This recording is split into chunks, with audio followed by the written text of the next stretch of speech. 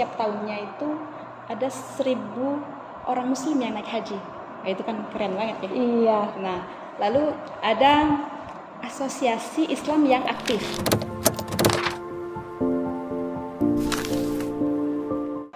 Bismillahirrahmanirrahim. Assalamualaikum warahmatullahi wabarakatuh. Waalaikumsalam warahmatullahi wabarakatuh.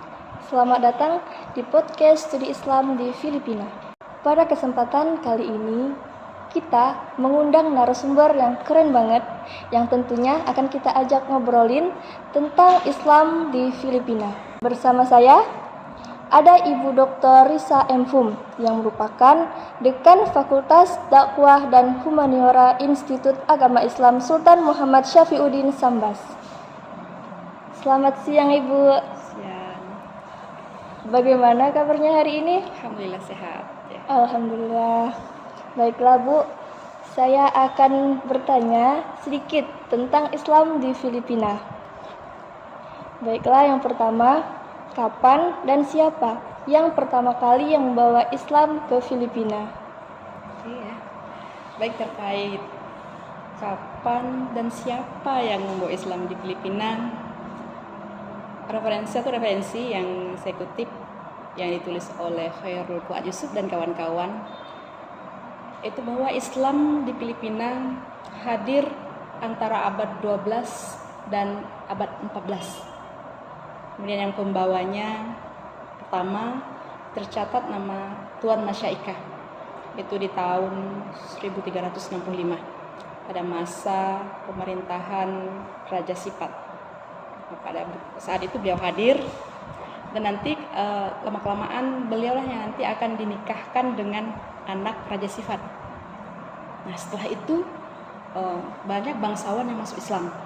Maka nanti keturunan Tuan Masyaikah inilah yang terkenal menyebarkan Islam di Filipina. Kemudian ada Raja Baginda Ali dari Minangkabau sekitar 1390-an ya. Nah, nanti ini ya yang menjadi penyebar Islam. Belakangan lagi nanti ada Syarif Abu Bakar. Beliau ini nanti yang akan menikahi putri Raja Baginda Ali. Lalu di abad ke-16 ada namanya Syarif Muhammad Kabungsuan. Nah, itu nama-nama yang tercatat sebagai penyebar Islam di Filipina, terutama bagian selatan. Dan nanti ke wilayah-wilayah sepanjang perairan Filipina itu. Iya. Jadi sejarah mencatat Islam masuk ke Filipina antara abad ke-12 dan 14. Kemudian banyak yang menyebarluaskannya di daerah Filipina ya Bu. Iya, sementara beberapa ya yang nama tercatat. Kemudian bagaimana Islam mempengaruhi budaya dan masyarakat di Filipina? Oke ya.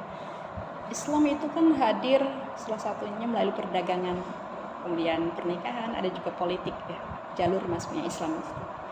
Jadi bagaimana Islam itu bisa mempengaruhi masyarakat dan budaya Filipina, itu karena Islam yang dihadirkan oleh para mubaligh itu adalah Islam yang mampu berkomunikasi dengan budaya lokal, sehingga Islam mudah diterima oleh masyarakat setempat tanpa takut kehilangan budaya lokal mereka. Gitu. Jadi dengan cara damai. Ya, secara umum kan memang Islam di Asia Tenggara itu masuk dengan cara damai. Kemudian bagaimana perkembangan Islam di Filipina pada saat ini, Bu? Ya, cukup baik sebetulnya ya perkembangan Islam di Filipina.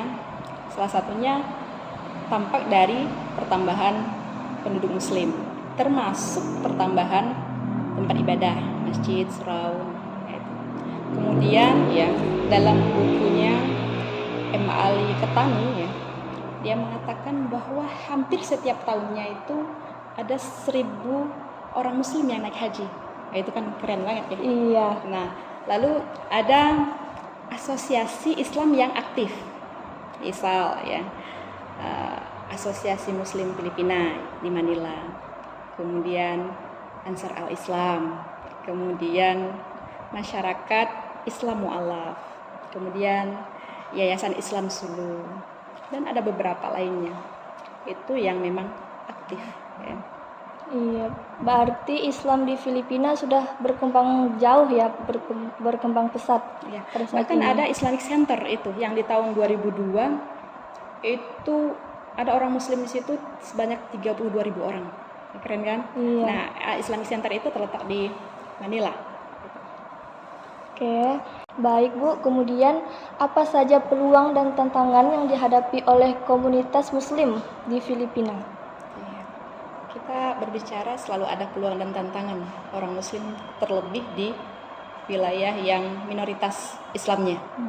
Misal di Filipina, meskipun minoritas, tapi agama Islam di Filipina itu merupakan agama terbesar kedua loh. Wah, keren banget ya. Ya. Kemudian selain itu ya, meskipun penduduknya ada Muslim ada non Muslim ya, yang notabene berbeda agama kan, terus kebudayaannya juga berbeda, tapi mereka punya nilai-nilai dan prinsip yang sama, dan mereka dapat bekerja sama ke depannya menciptakan perdamaian untuk Filipina yang lebih baik ke depan. Itu kan peluang juga. Iya. Nah, misalnya bisa juga kita lihat sebagai peluang itu ya, peluang kebangkitan Islam itu tampak dari banyaknya orang naik haji seperti yang kita sampaikan tadi. Kemudian pertambahan madrasah, lalu partisipasi aktif orang Islam dalam berbagai pertemuan. Kemudian ada juga banyak bahkan ya pelajar yang belajar ke luar negeri kembali ke Filipina, pelajar Muslim terutama. Itu menjadi sebuah peluang kebangkitan Islam ke depan di Filipina. Itu. Kemudian tantangan. Satu menjadi tantangan ya bagi Muslim Moro itu masih terintegrasi secara penuh pada pemerintahan Republik Filipina, itu memang agak sulit ya. Belum maksimal gitu ya. Itu sebagai sebuah tantangan. Saya kira ya. Berarti teman-teman, tidak terlepas dari peluang, juga kita mempunyai tantangan Islam di Filipina. Kemudian apa yang dapat dilakukan pemerintah dan masyarakat Filipina untuk meningkatkan toleransi antar komunitas Muslim dan non-Muslim di Filipina? Oke ya, itu sebenarnya sudah dimuat dalam jurnal Islamika. Jadi di tahun 2008 itu beberapa langkah yang dilakukan oleh pemerintah untuk menciptakan perdamaian antara Muslim dan non-Muslim. Pertama, pembentukan pemerintahan regional otonomi. Nah, ini tujuannya untuk percepatan pembangunan sosial ekonomi di wilayah Filipina Selatan terutama. Kemudian ada lagi pembentukan Kementerian Urusan Agama yang tugasnya salah satunya ini untuk mempersatukan antara Muslim dan non-Muslim. Ya tentu dengan tetap saling menghargai, menghormati perbedaan agama dan kebudayaan antara mereka. Lalu ada lagi yang diupayakan itu pembentukan Badan Pengelolaan Perjalanan Haji. Nah, ini selain menjamin terjaminnya pengelolaan perjalanan haji, itu juga ingin membangun kemakmuran masyarakat Muslim.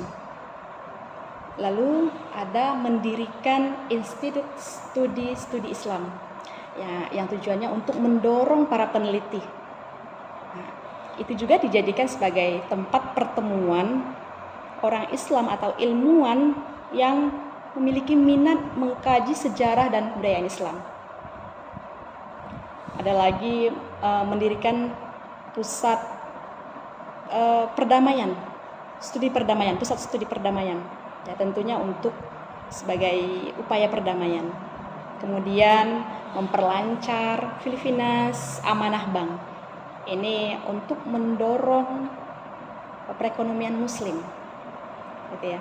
Ada satu lagi saya agak sedikit lupa, itu mendirikan King Faisal Center for Islamic dan Arabic Studies, yang ini nanti akan ditingkatkan menjadi pusat kajian Islam. Itu berbagai upaya yang sebenarnya sudah dilakukan oleh pemerintah sejak lama, meskipun ya memang banyak sekali yang perlu dilakukan ke depannya. Hari ini kita sudah melihat bagaimana penerimaan Islam oleh masyarakat Filipina, misalnya dilihat dengan dijadikannya Hari Raya Idul Fitri itu sebagai libur bersama.